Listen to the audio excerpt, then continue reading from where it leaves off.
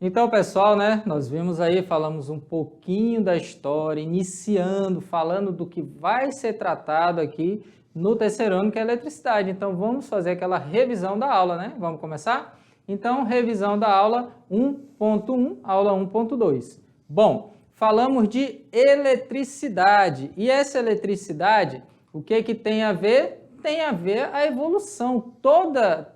Pessoal, dá uma olhadinha aqui.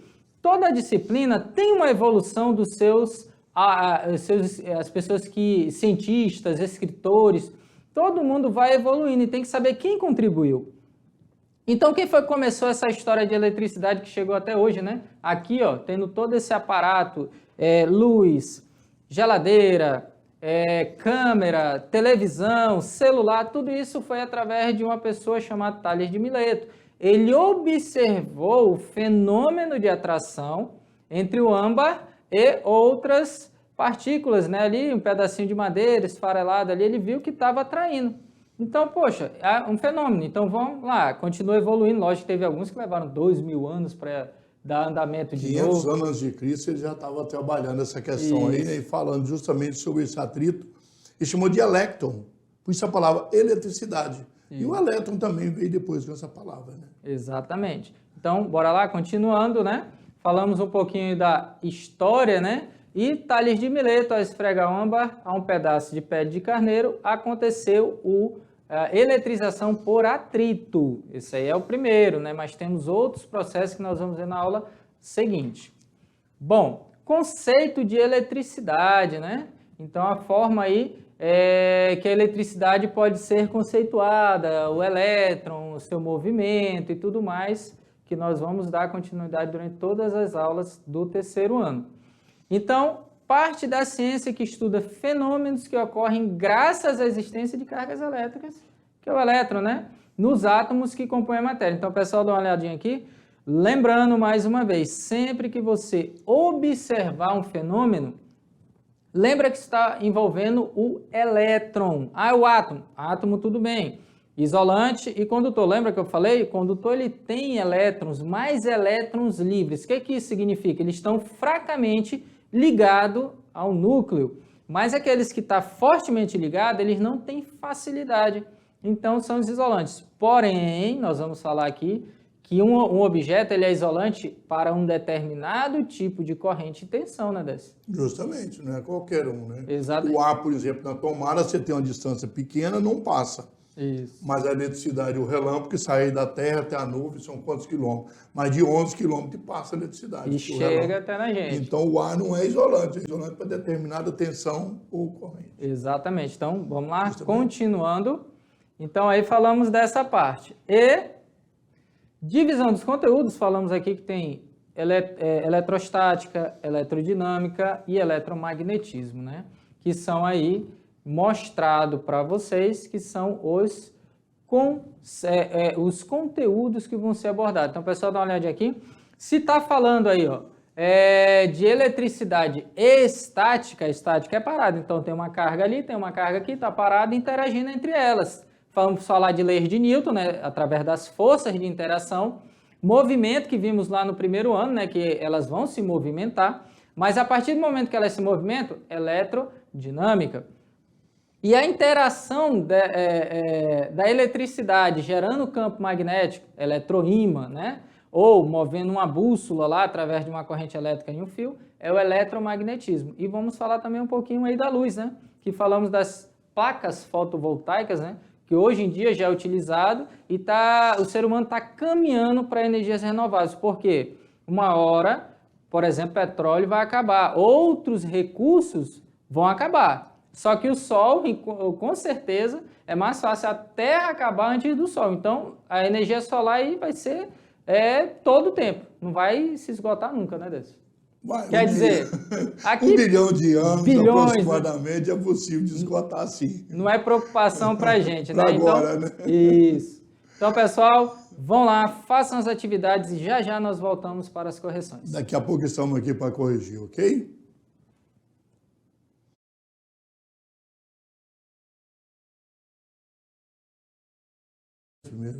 Então, pessoal, tirando dúvida aí, né, Décio? Justamente, nós temos os exercícios, vocês fizeram as atividades. Agora nós vamos ver se tiver alguma dúvida, nós estaremos tirando e vendo quem conseguiu acertar, meus parabéns. Quem não conseguiu, agora vai entender o porquê. Né? E lembrando que tem alguns assuntos de física que nós não conseguimos trabalhar muita questão. É difícil, não é isso. É só para ver se você prestou atenção na aula, se você conseguiu assimilar o conteúdo, se isso vai servir para aguçar a sua curiosidade, para você procurar mais. Então, alguns exercícios nossos é mais mesmo para relembrar. Agora vocês vão ver que vai ter alguns que vai ter uma carga maior de resoluções, né? Mas como aí nós temos professores excelentes de matemática, professora Lúcia e professor Maurício, né? Ensinaram vocês, a gente vai usar esse conhecimento de matemática nas aulas de física. Então, vamos continuar lá? Então, primeira questão. Na primeira questão, fala sobre os fenômenos elétricos. Olha só. Foram observados pela primeira vez ao esfregar âmbar a um pedaço de pele de carneiro. Foi observado que pedaços de palhas e fragmentos de madeira começaram a ser atraídos pelo próprio âmbar.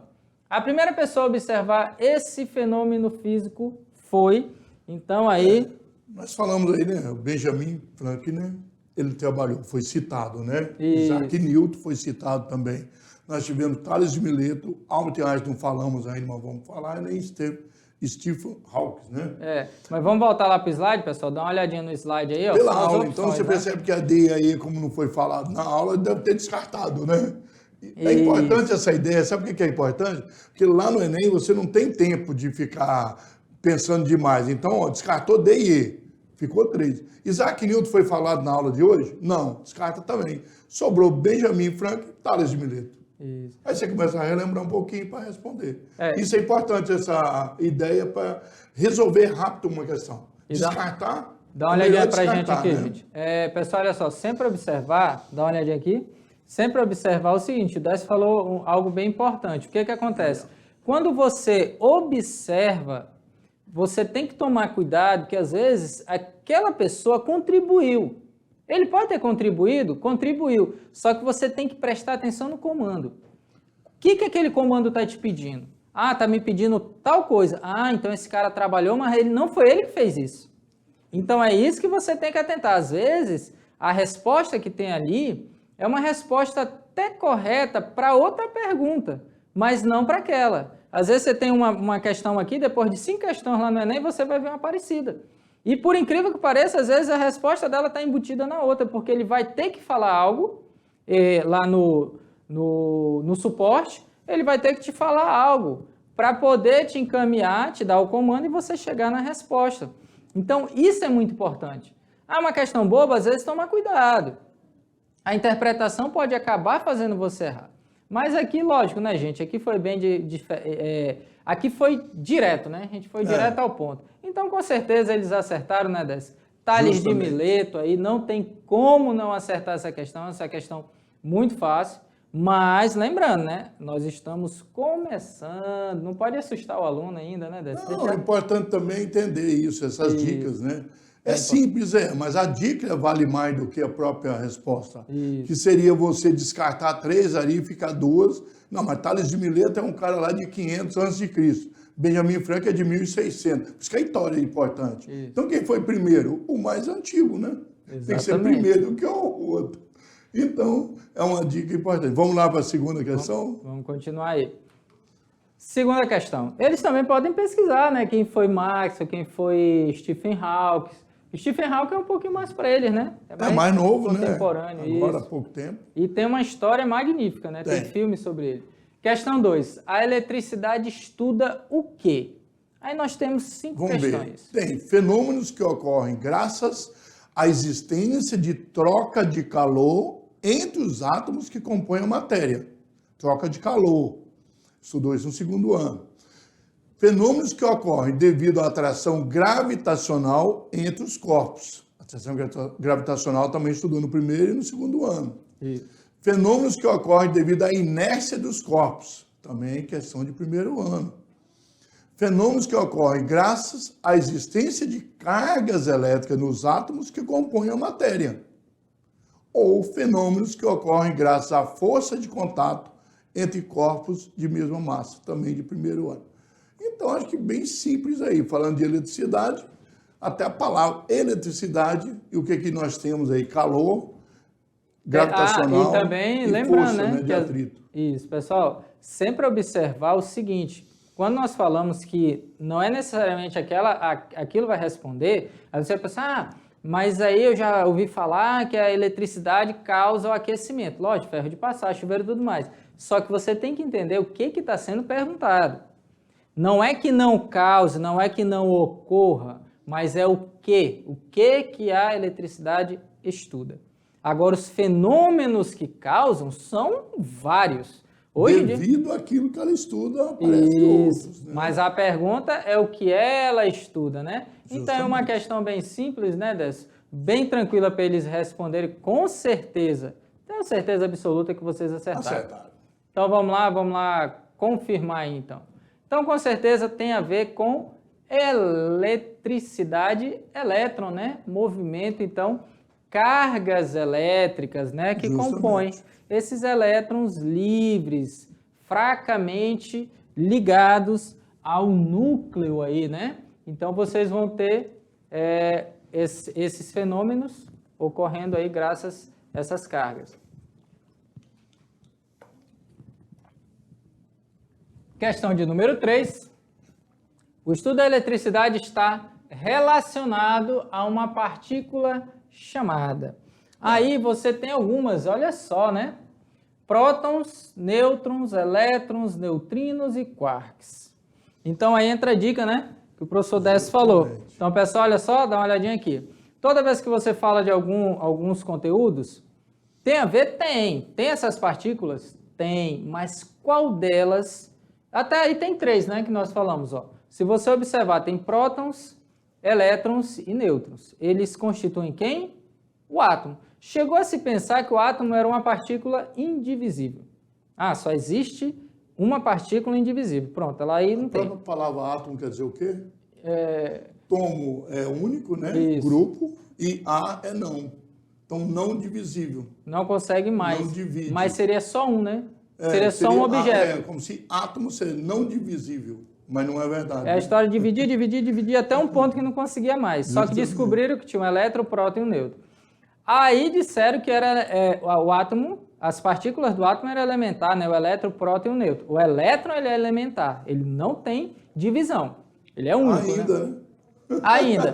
Também não pode afirmar isso. Antigamente era uma coisa, hoje... Isso. E o elétron ele tem infinidade de estudos sobre ele aí, rotação, tudo dele. A forma que ele se comporta. E também a questão do próton e o nêutron. Só que o próton e o nêutron, você tem que observar o quê? É as partículas que tem dentro dele. Você pode imaginar que não existe partícula dentro. Existe. Só que elas não existem isoladas. Você nunca vai ver um quark só. Inclusive os quarks, né? Isso, os quarks. Os up, down, não vão ver mais tarde. Existe uma aula só para isso. Aí neutrinos, só que aí quando fala de neutrinos, está falando de partículas que são emitidas e elas são praticamente indetectáveis. Não dá para detectar tão facilmente. Foi feito um enorme local para detectar ele passando. E nós somos bombardeados todo o tempo passando. Ele é tão pequeno que ele não tem dificuldade nenhuma em atravessar a Terra, atravessar o corpo, ele vai embora. Tem muitas subpartículas, né? Exatamente. Então, com certeza aí nós falamos de quem? Vamos lá confirmar. Então, a nossa resposta correta é qual? Vamos voltar para o slide aí. Então, nossa resposta correta é...